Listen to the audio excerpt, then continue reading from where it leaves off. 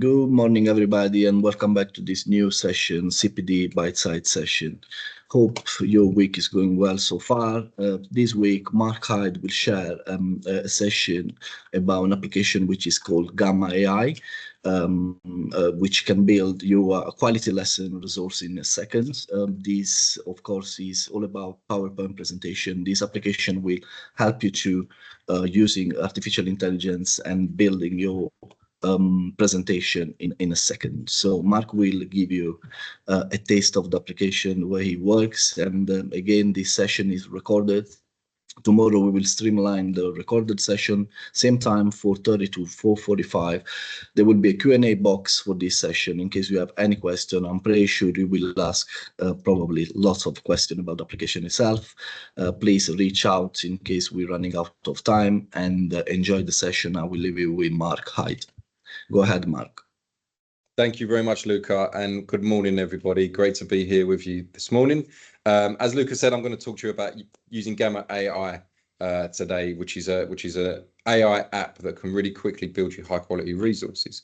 So, a couple of aims for the session. I'm going to share the application, as I said. Build you very interesting sort of high quality presentations in seconds using AI according to your prompts. Explore how this activity looks at the TLA framework, as always with bite-sized sessions. And I'm going to just briefly consider how delivering these sort of well-planned lessons with detailed resources can directly impact your learners' whole experience of education, really.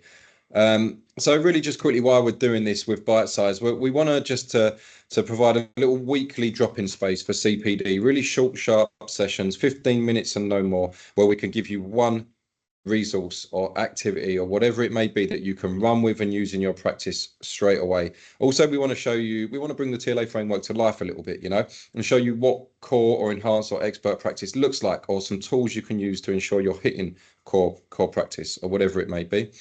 So with that, our pledge to you is that we will always run on time. We're not going to run these sessions over into sort of 10 to 9, 5 to 9. We know you've all got to go off and teach.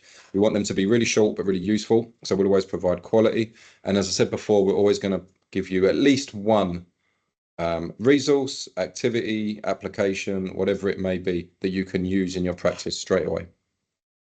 So how does this link to the TLA framework? So really, fundamentally, today's bite size, it's a really simple bite size today. I'm just going to show you an app that I've only just started using, by the way, so I don't know it that well yet, but I thought it was really good and really worth sharing. Bite size seemed like the perfect vehicle to share it as well. And it really directly links to planning and sequencing, because it's all about building coherently planned and sequenced lessons for our learners. So we're well prepared, we're going in, we know what we want our learners to know, we've got the resources ready.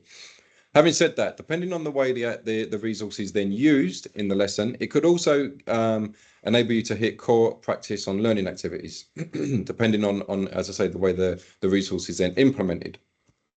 So before I jump to Gamma AI and show you what it's all about, we're just going to quickly, as we always do with Bitesize, look at the pedagogy, because why do we need these sort of well-prepared lessons for our learners and well-prepared detailed resources? Well, first and foremost, well-prepared resources, they provide clarity and more structure to your lesson, and then students can grasp the concepts that you're trying to relay better. If we go in unprepared or with a list of notes on our phone or something, and we're just reeling off this list of notes that occurred to us that we want to mention in the lesson, learners are likely to be quite confused and they're not going to grasp the material that well. If we've got it all laid out in a nice visual way, and we can talk through the content and get our learners to do activities around the content, they're way more likely to grasp the concept in a more comprehensive way. Also, engaging resources like interactive activities, videos, hands-on materials, things like that keep students interested in the session and motivated. And well-designed lessons often include opportunities for critical thinking, collaboration, and creativity. And this comes back to the part where I said about it's really crucial how you use this resource I'm going to share with you today.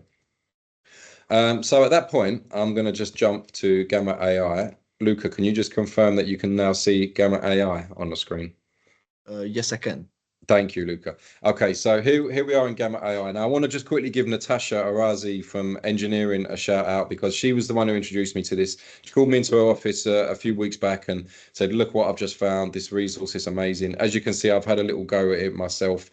I'm still new to it. I'm no expert with this, but I'm going to show you what I know, and you guys will run with it and learn way more than I know about it, I'm sure.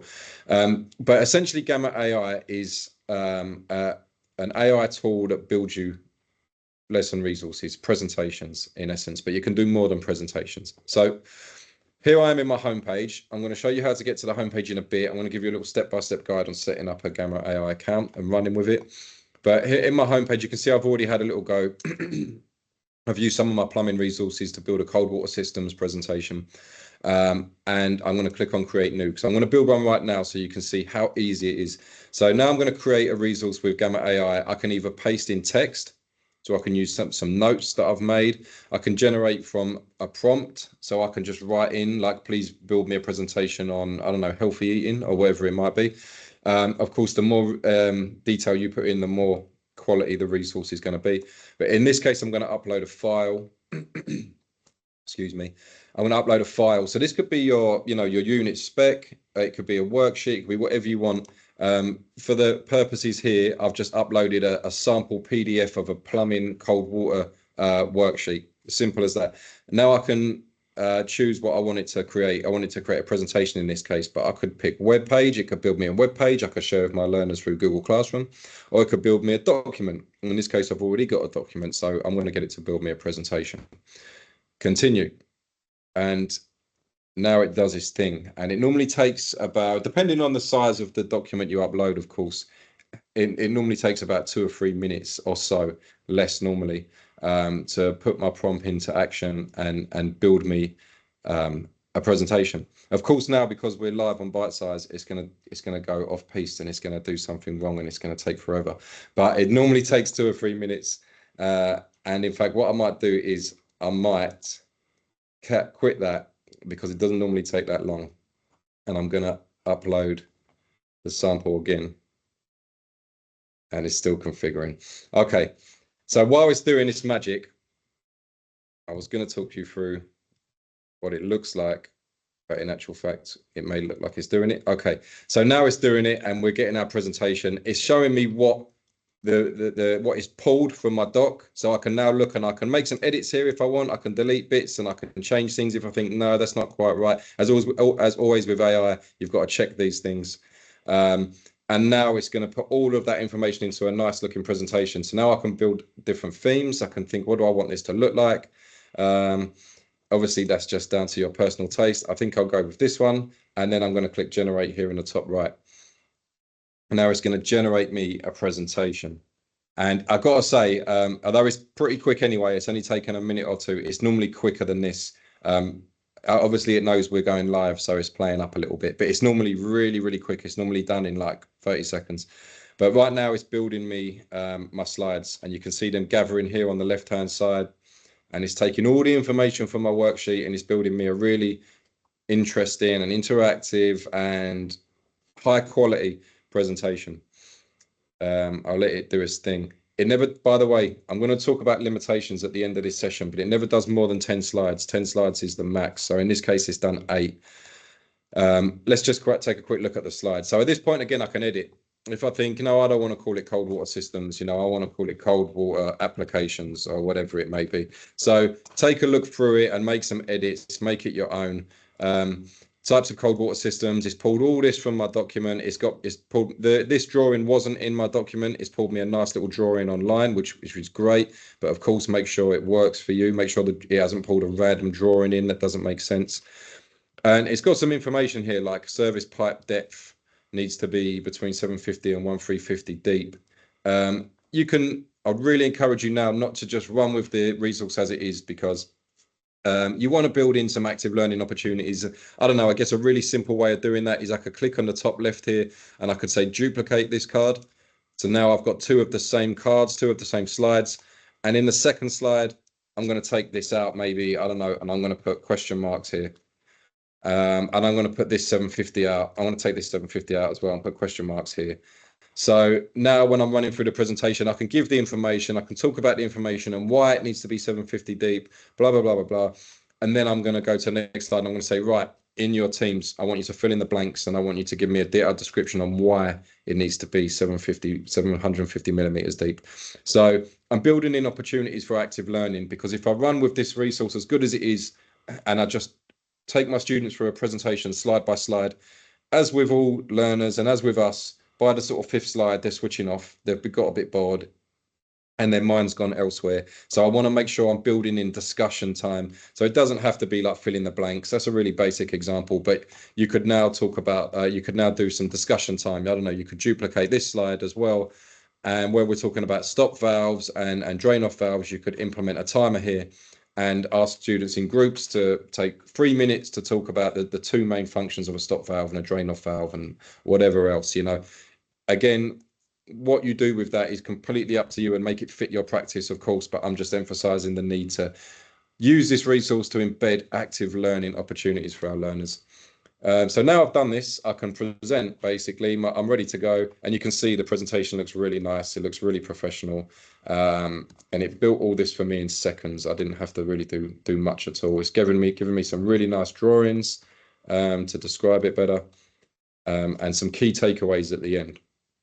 So that's Gamma in a really quick run through. I know these sessions are really short, and I definitely don't want to overrun as part of our pledge, but that's how Gamma works, really, really quickly.